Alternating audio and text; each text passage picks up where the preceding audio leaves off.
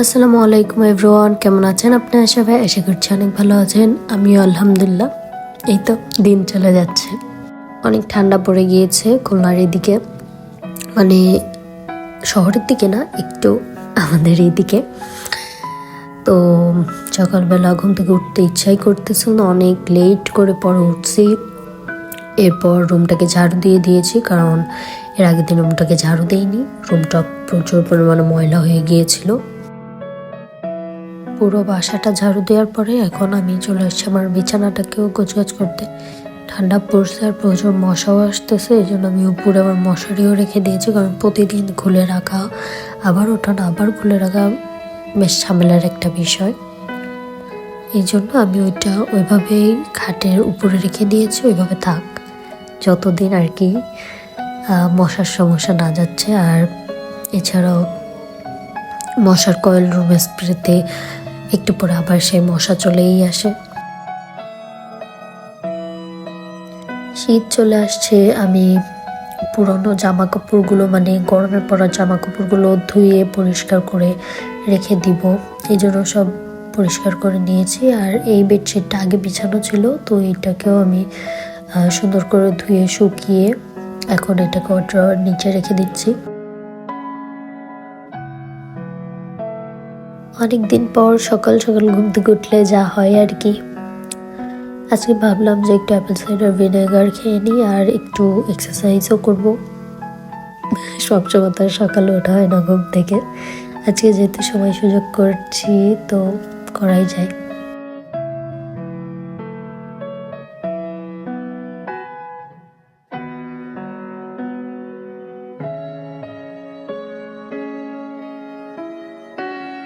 আমি অনেক লেজি একটা মানুষ, আমি ঘুমাই থাকি বা খুব প্রয়োজন না হলে কোনো কাজ করি না।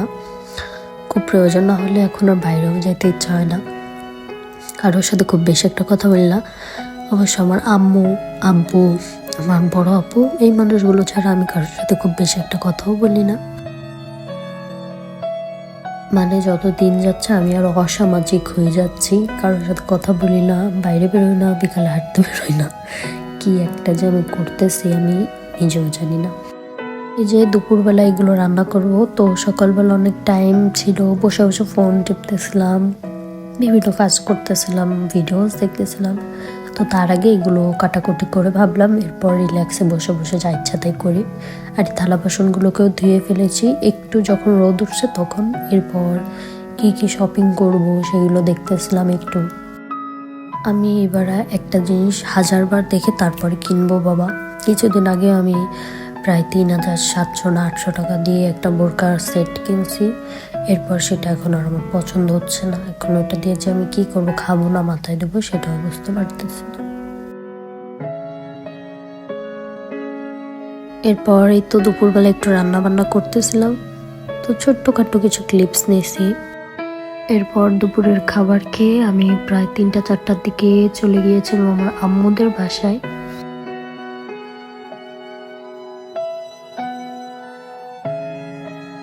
বাই দ্য ওয়ে, পিঙ্ক সল্টটা আমি আমার বড় বোনের বাসা থেকে নিয়ে আসছি, কারণ আমি এত পরিমাণে কঞ্জুস একটা মানুষ, এতগুলো টাকা দিয়ে একটা লবণ কিনবো। ঘুরতে এই টাকাটা নষ্ট না করে আমি সুন্দর বোরকা, জুতা এইসব আর কত কি কিনতে পারতাম।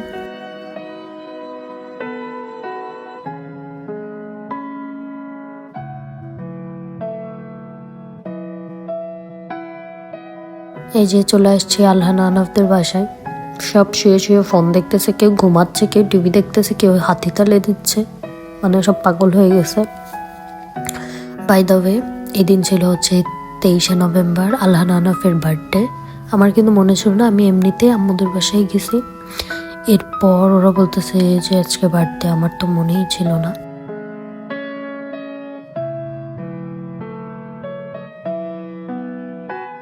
এরপর আলহানা আনাফের বাবা ওদের জন্য কেক, চিপস, চানাচুর, তারপর বেলুনস টেলুনস এগুলো এনে দিয়েছিল। আহনাফ তো ঘুমাই গেছিলো, আলহান খাচ্ছিল আর আমি একটু ক্লিও ক্লিপস নিয়ে নিয়েছিলাম। কেকটা খাইতে একদম বিচ্ছিরি ছিল, এটা মেবি রাজ্য মিঠাই থেকে আনছিল।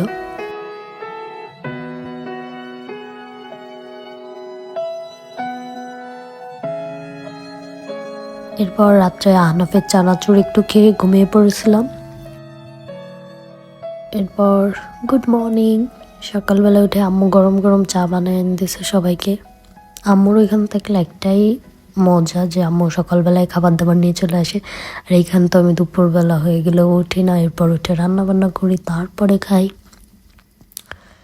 আসলে ওইখানে থাকার মজাটাই আলাদা। ওইখানে বালির উপরে আহনাফ খেলা করতেছিল, আর এখানে আমি একটু রোদে হাঁটাহাঁটি করতেছিলাম, আপু আর হামকে নিয়ে ঘোরাঘুরি করতেছিল। এটা হচ্ছে আমাদের বাড়ির অবস্থা। সবকিছুই ঠিকঠাক ছিল, দুই ভাই মিলে সব ভেঙে চড়ে একদম অবস্থা খারাপ করে দিছে। আর পিছনে হচ্ছে আম্মুর রান্নাঘরটা ঠিকঠাক করতেছে। এখানে মাটির চুলায় পানি গরম দিছে বাবুকে গোসল করাবে এই জন্য। আবার বিকেল হয়ে গেছে, এর মধ্যে দুপুরবেলার কোনো ভিডিও ক্লিপস আর নেইনি। বিকেলবেলা আমরা একটা আসছিলাম নদীর ঘাটে, এটা মেবি 24 তারিখে।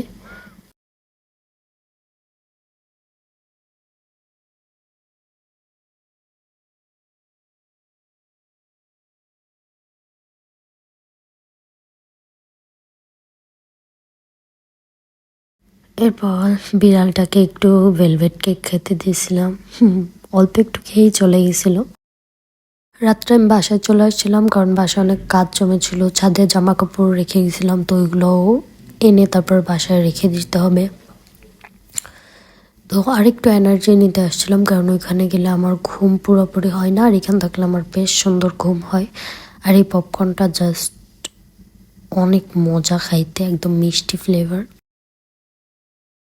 এরপরেই তো বিকাল 4টার দিকে আমি 2টা কেক অর্ডার দিয়েছিলাম, একটা ডাইনোসর আর একটা স্পাইডারম্যান। তো কেক, বালুনস টালুন্স এগুলো সব আপু কিনছিল, আর কেক 2টা হচ্ছে আমি ওই 2 ভাইকে গিফট দিয়েছিলাম আর কি। তো কেক 2টো নিয়ে আসছি।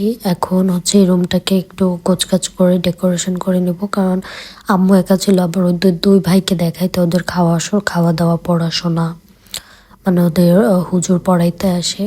তো সব কিছু মিলে আম্মু আসলে অতটা টাইম পাইনি, তো আমি বিকালবেলা এসে সব কিছু করছি, বেডশিট চেঞ্জ করছি, রুমটাকে একটু গোছগাছ করেছি, জানালার পর্দাগুলোকে লাগাইছি।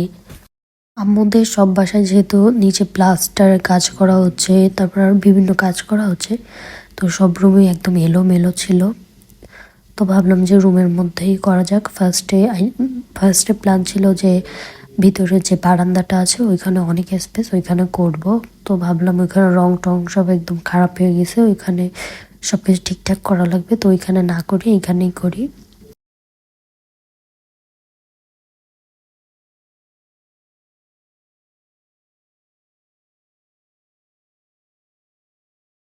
এই যে ছোট্ট পিচ্চি পোলাপান কি করতেছে, 2 ভাই আর একটা পিচ্ছে আসছে।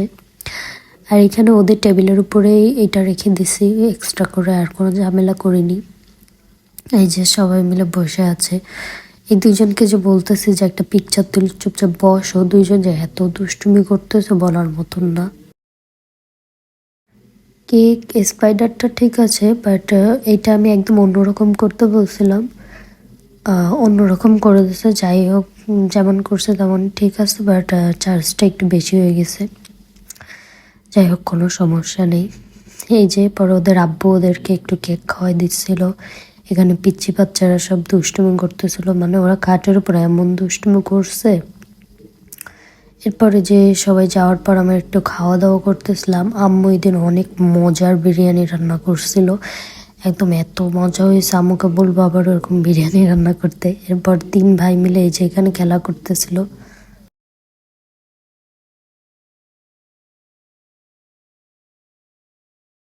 এটা হচ্ছে 26 তারিখের ভিডিও। আমার চুল আর হাতের জন্য গিয়েছিলাম সিটি মেডিকেলে ডক্টর দেখাইতে, ডার্মাটোলজিস্টকে দেখাইতে গেছিলাম।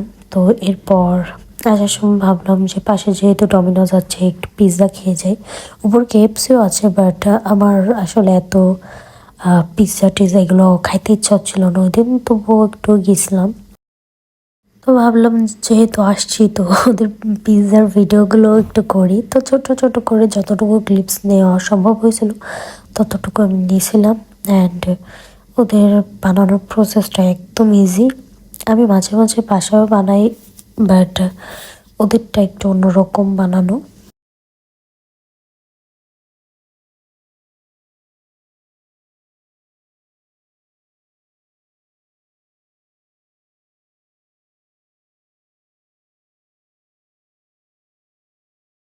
এই তো আসার সময় আমার একটু প্যাটিস আর ড্যানিশ খেতে মন চাচ্ছিল, এগুলো নিয়ে আসছি। সাথে সকালে খাওয়ার জন্য পাউরুটি, ডাল শেষ হয়ে গিয়েছিল, ডাল এগুলো নিয়ে আসছি। এর পরের দিন আমি আবার এই মিষ্টি গ্রিল এগুলো বিকালবেলা খাইছিলাম, তো এটার একটা ছোট্টখাটো ভিডিও অ্যাড করে দিলাম এই ভিডিওর সাথে।